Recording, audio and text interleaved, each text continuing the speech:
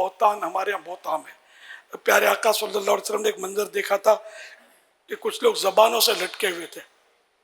ان کا بھی یہی بتایا گیا کہ یہ لوگوں پر بلا وجہ الزام گناہ لگاتے تھے. زبان سے لٹکنا، ہاتھوں سے بھی ہم نہیں لٹک سکتے، اتنی طاقت نہیں ہے. اللہ پاک بے حساب بخش دے.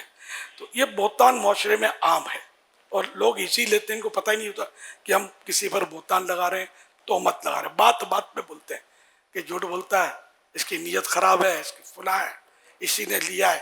اب اس کے توبہ کا طریقہ، غیبت کی تباہ کاریاں میں لکھا ہے بہتان سے توبہ کرے. اس توبہ میں 3 باتوں کا پایا جانا ضروری ہے. نمبر 1، آئندہ بہتان کو ترک کرنے کا پکا ارادہ کرنا. نمبر 2، جس کا حق ضائع کیا ممکن ہو تو اسے معافی چاہنا. مثلا صاحب حق زندہ اور موجود ہے، نیز معافی مانگنے سے کوئی جھگڑا یا عداوت پیدا نہیں ہوگی. نمبر 3، جن لوگوں کے سامنے بہتان لگایا ان کے سامنے اپنے جھوٹ یعنی بہتان کا اقرار کرنا، یعنی یہ کہنا کہ جو میں نے بہتان لگایا تھا اس کی کوئی حقیقت نہیں. یہ بڑا مطلب ہیوی ہے اور یہ ڈالی گئی ہے یہ شق، تو تاکہ بہتان سے بندہ اس سے ہی لگتا ہے کہ ڈرے گا کہ لگاؤں گا تو مر گیا، بولوں گا کیسے، زبان کیسے کھلے گی کہ میں نے بڑا یہ گپ مارتا ہے. یعنی یہ جس کے سامنے بہتان باندھا، مثلا ان سے کہا کہ فلاں نے جھوٹ بولا اور اب یہ پتہ ہے کہ یہ جھوٹ تو بولا نہیں تھا اس نے، تو بہتان تھا. تو اب ان کو کہنا پڑے گا میں نے فلاں کے بارے میں جو کہا تھا نا کہ یہ اس نے جھوٹ بولا تھا، وہ میں نے غلط کہا تھا، میں نے تہمت لگائی تھی. اب یہ کیسی زبان بھاری ہوگی. میں نے بیان میں تو بول دیا، لیکن جب سر پہ آ کے پڑے تو ہمت بڑے بڑے کی نہ ہو. تو یہ توبہ کی یہ بھی ایک یعنی کہ یہ حصہ ہے. اس طرح گناہ معاف کروانے کے لیے یہ صورتیں کرنی ہوگی. اللہ کی جناب میں بھی توبہ کرے، توبہ تو اللہ کی جناب میں ہوتی ہے. اچھا حضور، یہ تو ایک بندے کو کہا تو اس کو یہ کہنا ہوگا کہ میں نے جو بات کی تھی وہ غلط تھی. کسی پر بہتانی سوشل میڈیا پہ لگایا ہے، سوشل میڈیا پہ کیا یا گروپوں میں واٹس ایپ پہ چلا دیا، تو ہمیں تو یہ بھی نہیں پتا کہ یہ بات کہاں تک پہنچی ہے، تو اس کا کیا ازالہ ہوگا؟ سوشل میڈیا پر اس کو کہنا پڑے گا نا. سوشل میڈیا پر پیغام جاری کر دے گا، فلاں کے بارے میں جو کہا تھا وہ بات درست نہیں تھی اور میں نے بہتان لگا دیا تھا، اور آپ سب گواہ رہیے کہ میں توبہ کرتا ہوں اور معافی مانگتا ہوں. جن کو تکلیف ہوئی میری طرف سے ان سے بھی معافی مانگتا ہوں. اس طرح کا مطلب، اور اگر اس کو جانتا ہے تو اس کو کہہ دے کہ یار بھول ہو گئی. تو یہ تو مطلب ہم جیسوں کے ساتھ تو زیادہ ہو رہا ہے.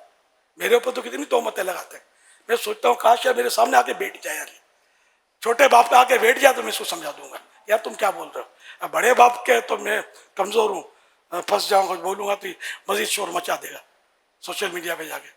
اب مجھے بعض اوقات رحم آتا ہے کہ یار یہ کیا کیا میرے بارے میں بول رہا ہے، ان کے بارے میں بول رہا ہے، ان کے بارے میں بول رہا ہے، دعوت اسلامی کے بارے میں بول رہا ہے. بیچارے کو پتہ ہی کچھ نہیں ہے اور بولا بولی کر رہے ہوتے ہیں. یہ تہمت، یہ لوگ یہ کرتے ہیں، وہ کرتے ہیں، فلاں کرتے ہیں، اس نے پیسے دبا دیا، اس نے یہ کھا گیا، اس نے یہ کر دیا.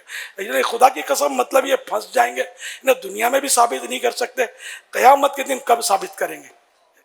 یعنی مطلب کیا کیا خالی دشمنی مجھ سے ہے تو بس شروع ہو گئے، اس سے دشمنی ہے شروع ہو گئے، اس سے دشمنی ہے شروع ہو گئے. تو یہ سوشل میڈیا کا مزاج ابھی تو آپ بولے یار سوشل میڈیا کا مزاج ہے، تو مرنے کے بعد پتہ چلے گا کتنے 200 ہوتے ہیں سوشل میڈیا کا مزاج. جہنم کے کون سے گڑھے میں پچھاڑ کے پھینکتا ہے. اللہ پاک سب کو توبہ کی توفیق نصیب کرے. اتنا برا حال ہے، یعنی میری تو ہے نا، میں تو حیرت ہوتی ہے مجھے.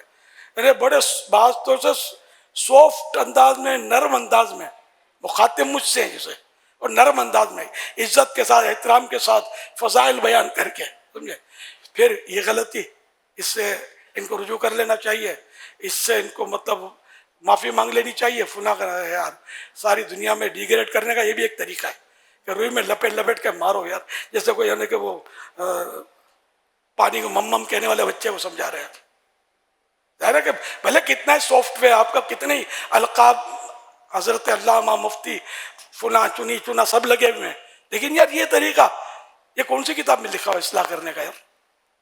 کہ اس طرح سب کے سامنے اصلاح کرو، بعد میں پتہ چلے کہ بھائی یہ غلطی تو نہیں تھی، الیاس اگر وضاحت کرتا ہے، میں وضاحتیں نہیں کرتا سوشل میڈیا پر کہ پھنس جانا ہے، جواب دو، جواب الجواب، اپنے ہزار کام ہے، اتنا ٹائم نہیں ہوتا کہ ان کے پیچھے لگے اپنے.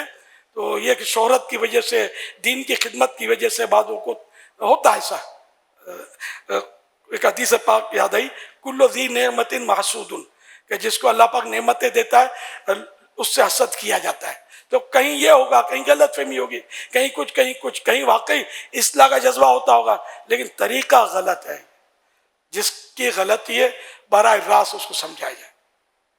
صحابہ کرام کے اقوال موجود ہیں کہ جس نے کسی کو اکیلے میں سمجھایا، اس کو زینت دی، اس کو مطلب آراستہ کیا ہے نا، اس کو مطلب سنوار دیا، اور جس کی دوسروں کے سامنے اصلاح کی، اس نے اس کو بدنما کر دیا. اب میں نے اگر وضاحت کر دی، وضاحت آپ کی سمجھ میں آ بھی گئی، آپ نے سوری بھی کہہ دیا، لیکن لاکھوں کے پاس جو میرا بارے میں پیغام محفوظ ہو گیا، دوستوں دشمنوں کے بارے میں فائل بن گئی جو میری، یہ قیامت کے دن کون سنبھالے گا؟ آپ سنبھالیں گے یا میں سنبھالوں گا؟ اور آپ کی آخرت کے لیے بھی نقصان دہ ہوگا کہ آپ نے تحقیق کیوں نہیں کی، ون سائڈ سن کر اعتماد کیوں کر دیا کہ اس نے یہ کہا تو مان لیا کہ یہ ایسا ہی ہے، پھر آگے آپ نے شیئر کیا اور خرابی بڑھی. ایسے مطلب آگے بھی نہیں بڑھانے چاہیے، وہیں دفن کر دیا جائے. جس نے بھیجا ممکن ہو اس کو بھی سمجھا دیا جائے کہ بھائی جہاں جہاں بھیجا وہاں سے ڈیلیٹ جلدی کر دے، یہ گناہ بھرا کلپ، جبکہ آپ کو 100% پتہ ہو کہ یہ گناہ بھرا کلپ ہے. اور گناہ بھرے کلپ بہت زیادہ چل رہے ہوتے ہیں سوشل میڈیا میں، تومتیں، بدگمانیاں اور غیبتیں، اور پتہ نہیں کیا کیا گناہوں کا اس میں بھرمار ہوتی ہے. اللہ ہم سب کو عقل سلیم عطا فرمائے اور توبہ کی توفیق عطا فرمائے. کام نہیں کرنا ہے تو اپنی جگہ میں جو کام کرتا ہے اس کو نہ چھیڑا جائے. جو اللہ کے دین کی خدمت کرتا ہے، جو لوگوں کو نمازی بن رہا ہے، اگر بالفرض 19-20 ہے بھی کوئی اور دوسروں کو نمازی بن رہا ہے اور عقیدہ اس کا درست ہے، ایمانیات میں جو خرابی نہیں، تب بھی ایک ذہن یہ بنتا ہے آدمی کا کہ یار چلو یار کام تو یہ اچھا کر رہا ہے. ایک مثال دے رہا ہوں، جبکہ ہم نے تو مطلب اللہ کا کرم ہے کہ ہمارے مبلغین اور یہ تقریباً مطلب یہ جو سوشل میڈیا پہ دیکھتا ہوں ان کے جوابات ہمارے پاس ہوتے ہیں، جو طرح طرح کی باتیں کر رہے ہوتے ہیں کہ یہ شریف بن کر، چھوٹے باپ کے بن کر بیٹھ جائیں گے، انشاءاللہ میں سمجھانے کے لیے تیار ہوں. یا آ جائیں کوئی ایسی صورت دکھا دے گا، مل کے بیٹھ جائیں جن کو غلط فہمیاں. لیکن اب جو دمدماٹی کر دی سوشل میڈیا پر، اس کی توبہ تو مجھ پر واجب نہیں ہے، انہی پر ہوگی. یہ وضاحتیں کرنی پڑیں گی. اگر میں نہ بھی کروں وضاحت، تبھی یک طرفہ سن کر کسی کے خلاف یہ بیانات داغ دینا حرام حرام حرام، جہنم لے جانے والا کام ہے. وہ قرآن کریم کی وہ آیت مبارکہ ہے، وہ اشاعت فاحشہ والی، ان الذين يحبون ان تشيع الفاحشة في الذين آمنوا لهم عذاب أليم في الدنيا والآخرة والله يعلم وأنتم لا تعلمون. وہ لوگ کہ جو اس بات کو پسند کرتے ہیں کہ لوگوں میں فاحشہ پھیلائیں، اشاعت فاحشہ، برا چرچا کریں، ان کے لیے دنیا اور آخرت میں شدید دردناک عذاب ہے. اللہ پاک جانتا ہے اور تم نہیں جانتے. مزید اس پر آپ. جی ہاں، بس وہی کہ جو اس طرح کر رہے نا، جو بلا تحقیق، بلکہ تحقیق بھی ہو تب بھی سوشل میڈیا پر اچھالنا کیا ہے؟ آپ پر واجب ہے کیا کہ آپ سوشل میڈیا پر سب کو مطلب ہے کہ اس کو ڈیگریڈ کریں؟ اگر سمجھانا آپ کو لگتا ہے کہ مان جائے گا تو اس کو سمجھا دیں، ورنہ اس کو سمجھانا بھی واجب نہیں ہے. آپ پر پانجی کرو تو سانجی تھی، بولتا اپنی کرو یار. ایک انگلی اٹھاتے ہو، اس کو دیکھ، تو 3 انگلیاں آپ کو کہہ رہی ہیں اپنے کو دیکھ، تو کیسا ہے؟ تو خما کا پیچھے لگ جانا، یہ بہت سو کے پیچھے لگتے ہیں.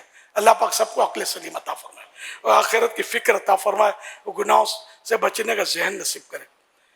تو بات پر بات نکلی تو میں نے بات کر دی، ورنہ ہم لوگ اس طرح کسی اپنے حساب سے ہم لوگ کم ہی لوگ بولتے رہتے، کیونکہ یہ بھی ایک کوالٹی ہے. کچھ بولیں گے نا تو ایسے لوگوں کو جن کو مطلب خوف آخرت، خوف خدا نہیں ہوتا نا، وہ خوش ہوتے ہیں یار اپنا نوٹس لیا گیا ہے. تو مجھے سمجھا رہا تھا، وہ سمجھے گا کہ یہ میرے اوپر یہ بول رہا ہے، کوئی بولے گا میرے اوپر بول رہا ہے. یہ اپنے دل منائیں گے اور خوشیاں منائیں گے کہ یار اپنا ٹارگیٹ صحیح کیا ہے. ٹارگیٹ ایسا صحیح کیا ہے کہ مرنے کے بعد پتہ چلے گا اگر توبہ نہیں کی نا کہ ٹارگیٹ کیسا صحیح کیا ہے. تو یہ ایک مشغلہ بنا دیا لوگوں نے.